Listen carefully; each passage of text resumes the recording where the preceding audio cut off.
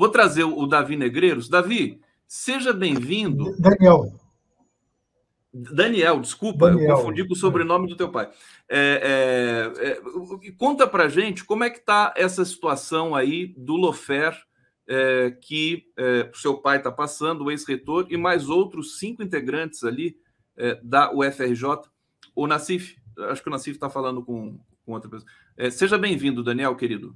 Inclusive, um ex-reitor morto aí, uma perseguição implacável, denunciei na época lá de uma procuradora do Rio de Janeiro.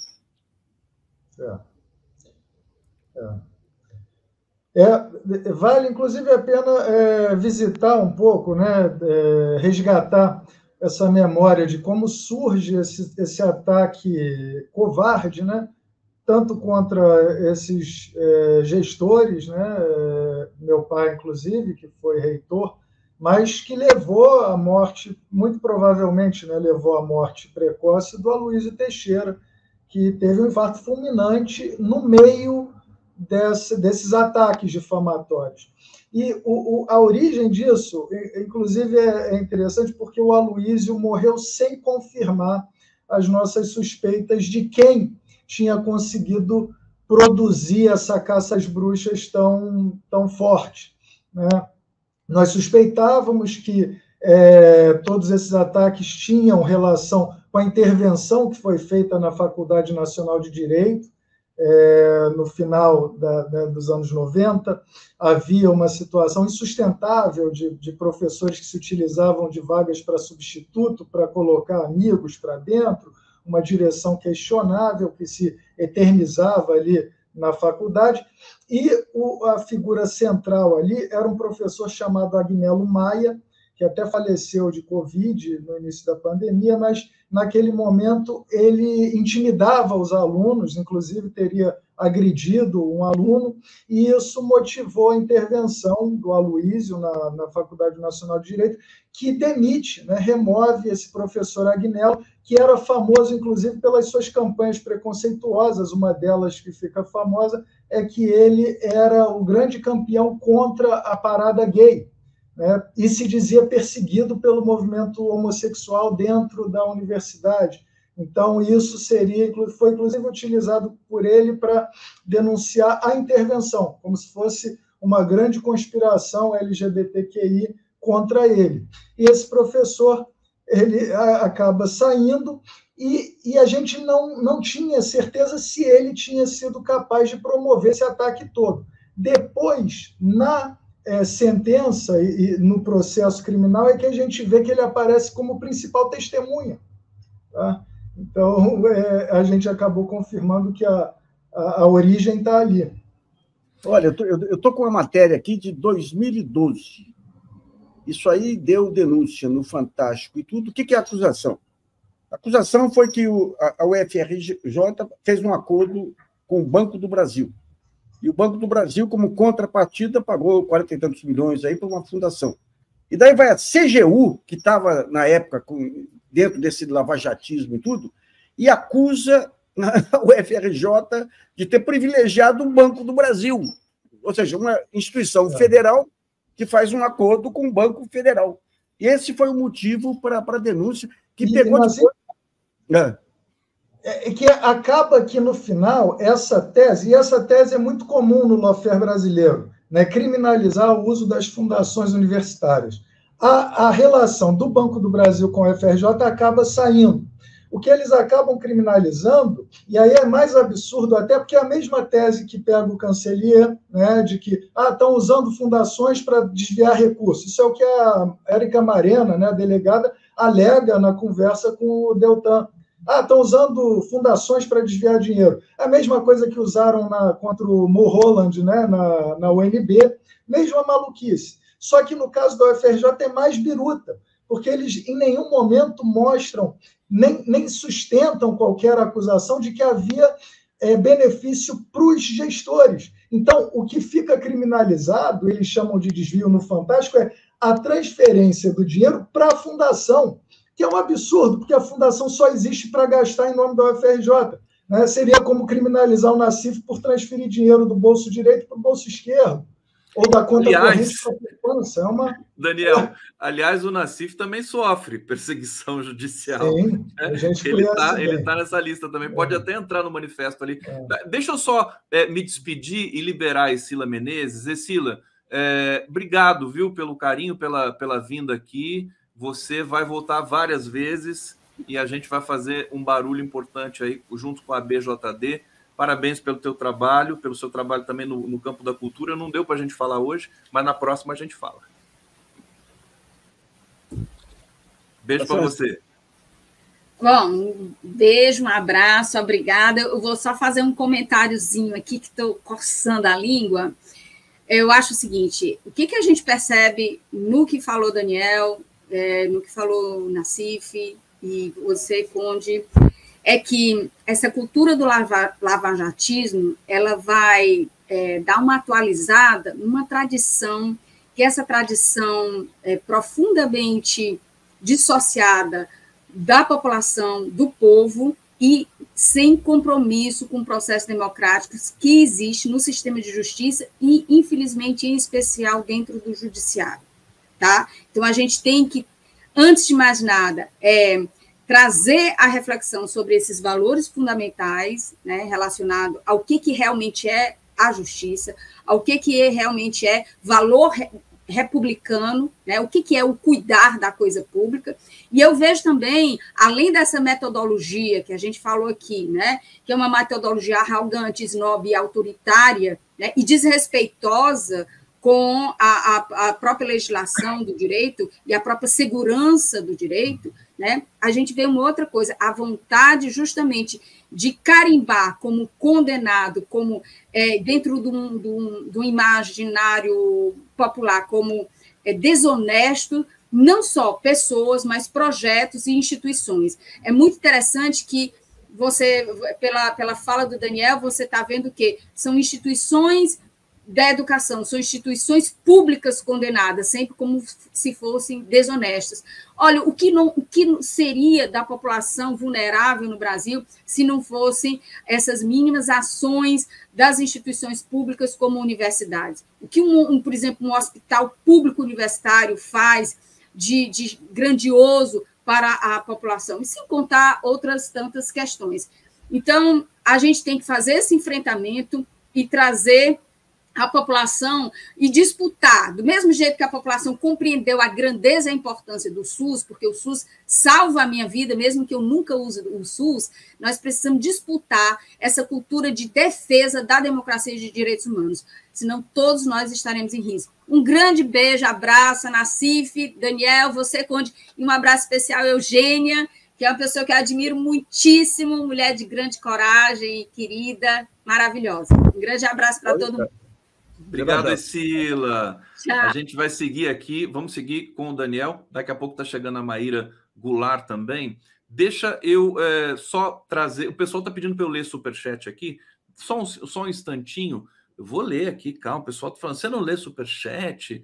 Vamos ler, sim. Olha só, Robson Bob Sobreira, Carneficina e Fake. Hoje a diferença são as redes sociais, quando a gente está falando da questão de Gaza.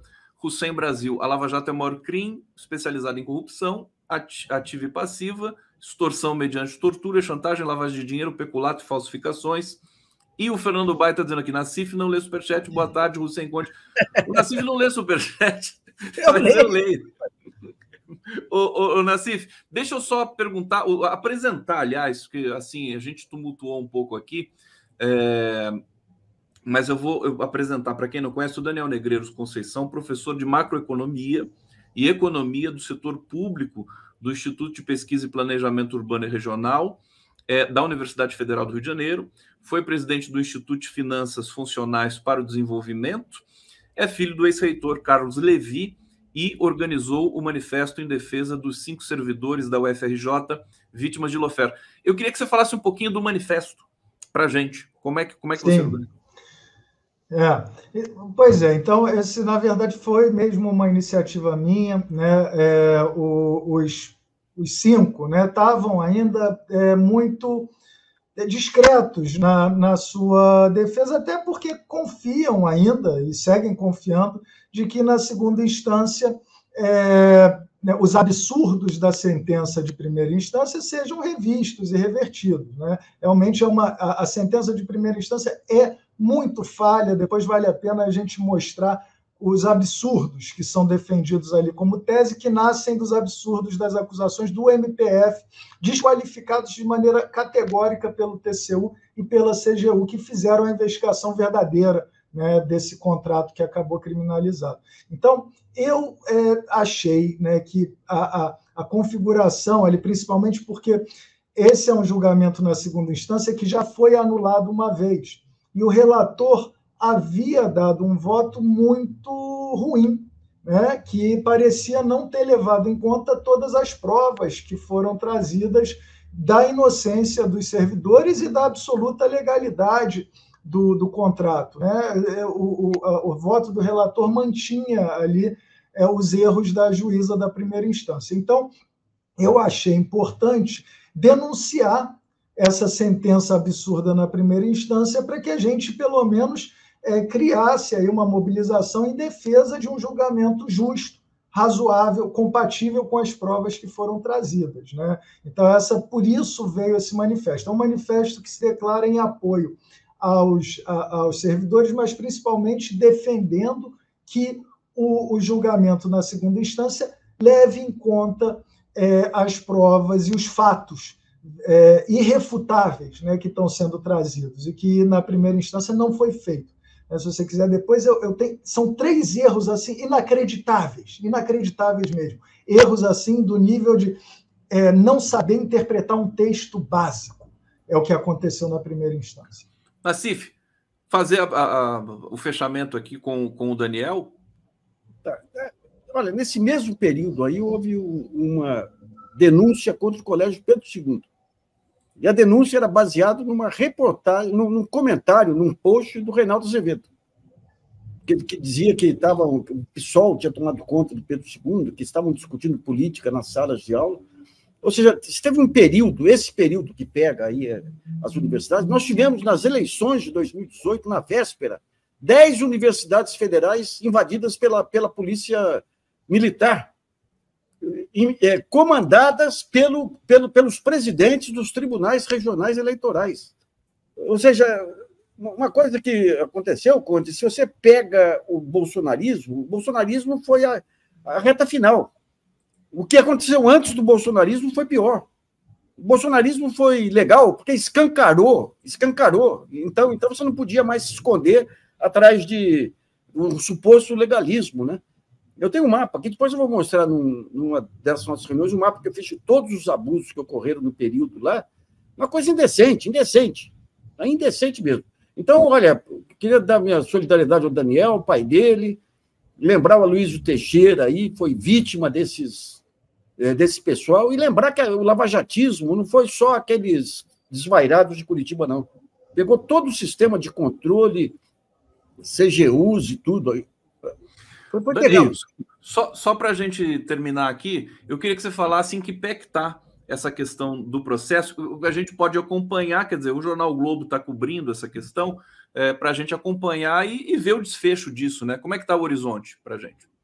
Sim, então, hoje, na verdade, nós teríamos o julgamento na segunda instância.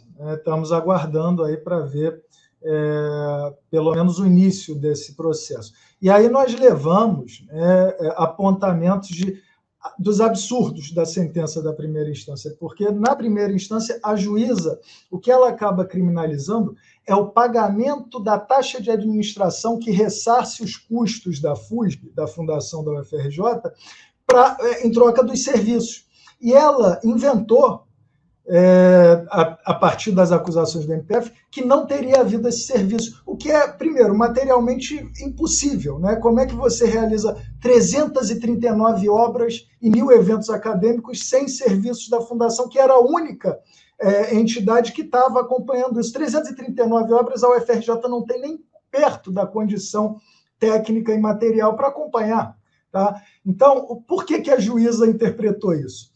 Primeiro, porque ela usa o depoimento de duas pessoas na CGU, que no final da sua investigação inocenta absolutamente os servidores, mas ao longo da investigação, esses dois servidores da CGU, alegavam que um fundo específico, que representava 5% do total, era usado de maneira discricionária pela reitoria, de fato era, é o fundo contábil da UFRJ, uma outra questão, e não, de fato, não recebia serviços da FUSB. Isso é verdadeiro, só que esse era um valor mínimo do total, e é assim que funciona com os contratos da UFRJ.